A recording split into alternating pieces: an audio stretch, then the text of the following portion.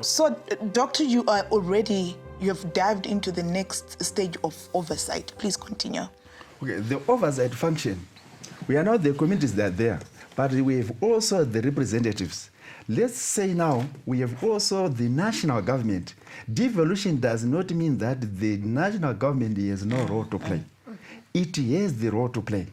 So through the parliament, through the media, also there is the oversight function. We have the Auditor General should also come and see what is happening. The Treasury should also, the disbursement of those at least 5%. The Treasury should approve some of the plans. So it's very important. Then the last key stage is the integrity management. That's where now the corruption is coming in. Do we have ethical people of honesty, integrity, virtues? That is very important. How do we see these people? These people, we are the people at the ground. That's why I say local government is a government closer to the people. So we know them. If we really feel that there is something wrong, we should raise the red flag and say, Mr. Government, even the police, the relevant, security agents, it could be the ZRP or the judiciary, and say there is something wrong. Even in the media, you should, especially you guys, you should raise the flag and report and make sure that everything, so that devolution is about the transparency, inclusive politics. So that active role, we want to see it. Thank you very much that you're already giving us all that information that's critical. And I'll come back to you, Dr. Muchitipa, more information around the principles of devolution. But today I want you to tell us, how does devolution affect the lives of citizens? Devolution really has a direct impact on the livelihoods of citizens. If we see, for example, in mining communities, of late, the resources have been extracted from their areas and they go to the national fiscus, or some others are siphoned out of the country illicitly, through illicit financial flows.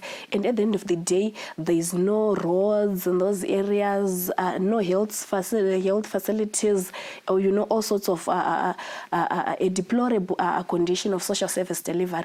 But we are saying if devolution comes now, there is that opportunity. Even if we go back to community share ownership trusts, I think this is an opportunity for communities now to claim back the community ownership trust, which was, relaxed in the Indigenization, and Economic Empowerment Act.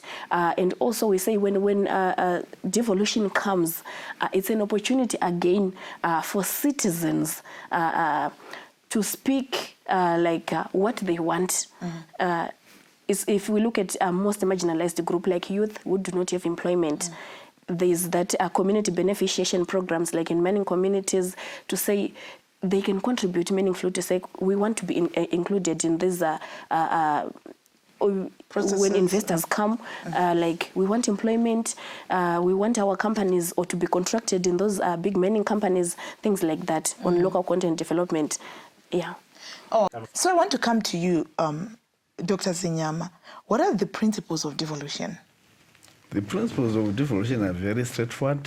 If you check the Constitution, chapter 14, they are clearly outlined there: local governance, local democracy, good governance, participatory, and what does it mean to layman's So what language? it simply means is, in terms of when you say good governance, tiri kuti isusu tiri kuda kuti macommunities edu aranwe zviri pachena. Isusu tirimo mukati imomo. Chero chipi nechimwe chinoitwa tofanira kunge tirimo. So what it means is there is need for empowerment of our communities. Ndivo vanofanirwa kudriver. It's a community driven development. That's what it means. Then also another principle which is very important is that devolution is meant to preserve, to promote peace in our country.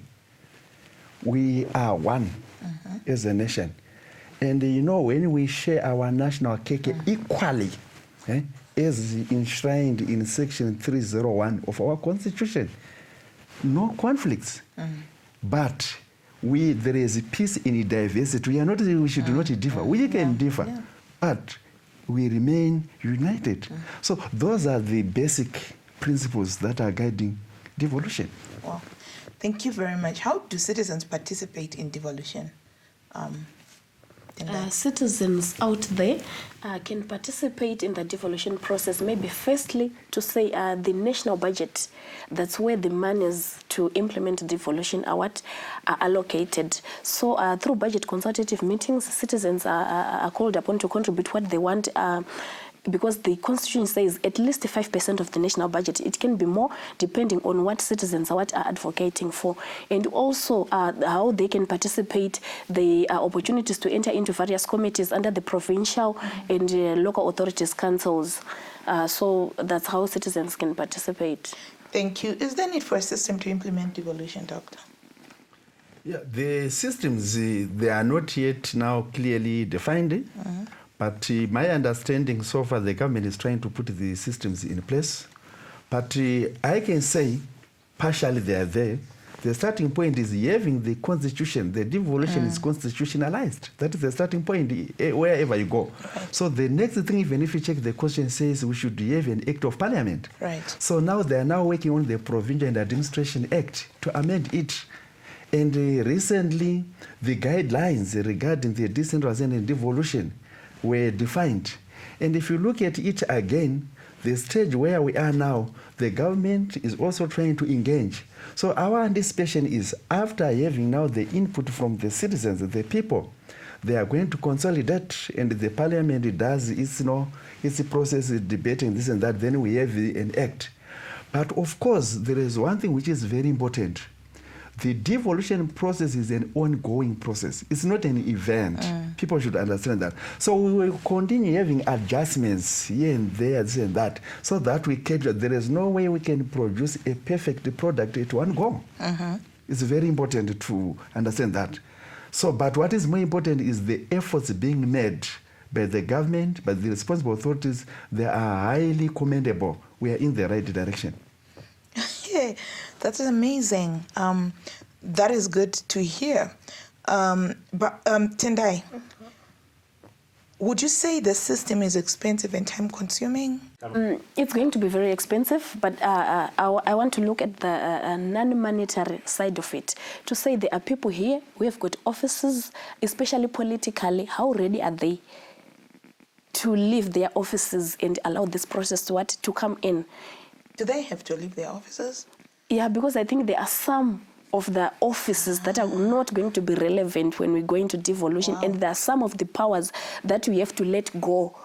Because we are saying we want to decentralize power and authority to allow these decisions to be done at local level. So that's a cost which the people who are in power right now, wherever they are, maybe MPs, provincial affairs ministers, all those people like that, are they ready to let go? That's a cost. And also when we look into the real process in terms of monetary terms, really that's why we've got an allocation from the national budget to say we want this process to go. So it's up to the government now, because like in the 2019 national budget, about 310 million was allocated, but till now it was said it will be distributed, disbursed into local authorities, but till now no disbursement has been made. So financially, does the government have the money to implement the process? So I think these are some of the costs which we have to consider to say, is it going to be, how expensive is the process going to be? Do we have the money to implement?